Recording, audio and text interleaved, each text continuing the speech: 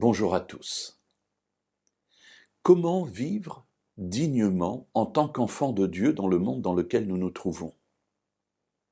Ou en posant cette question différemment, comment vivre en accord avec l'appel que nous avons reçu de Dieu et qu'il nous demande de manifester dans notre vie?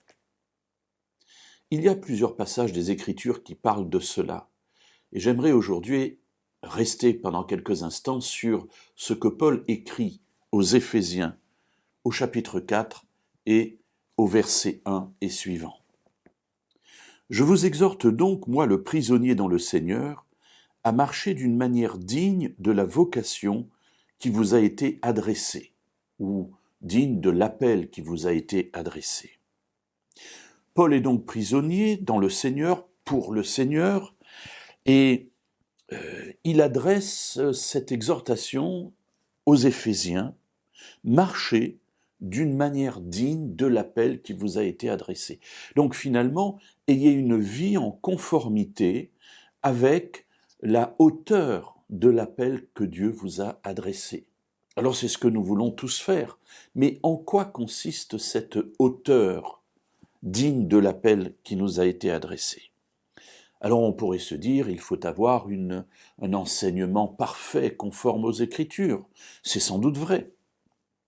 Mais ça n'est pas ce que Paul dira juste après dans le déroulement de cette exhortation.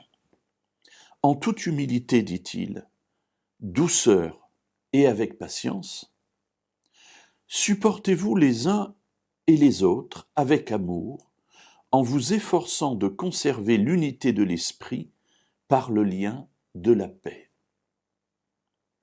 Et on se dit, tiens, c'est étonnant parce que l'apôtre Paul, ici, nous encourage à avoir une vie de relation avec ceux qui nous entourent qui soit digne de la filiation dans laquelle nous sommes entrés alors que nous sommes devenus des enfants de Dieu. Et effectivement, au lieu d'attirer dans ce passage notre attention sur la saine doctrine, il le fera à d'autres occasions, ici, il nous dit qu'il nous faut le faire avec humilité, douceur, patience. Donc on n'est pas là dans de la théologie, j'allais dire dans de l'instruction, mais on est là vraiment dans du vécu. Et dans ce vécu, Paul nous dit qu'il nous faut nous supporter les uns les autres avec amour. Alors, supporter ici, ça peut être... il faut que je le supporte, parce que vraiment, il est difficile à vivre. Mais c'est aussi supporter, soutenir les personnes. Soutenons-nous les uns les autres. Dans les deux cas, on voit qu'il s'agit ici d'un aspect relationnel fort qui débouche sur des aspects très pratiques. Cela pourquoi? En nous efforçant de conserver l'unité de l'esprit par le lien de la paix.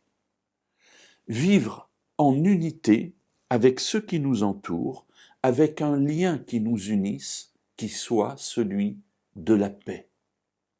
Ainsi, peut-être qu'on pourrait dire de manière raccourcie, à ceci nous reconnaîtrons que nous sommes des enfants de Dieu, lorsque nous sommes unis les uns avec les autres et que nous marchons en paix en étant attentifs les uns aux autres et en nous soutenant, en nous supportant les uns les autres.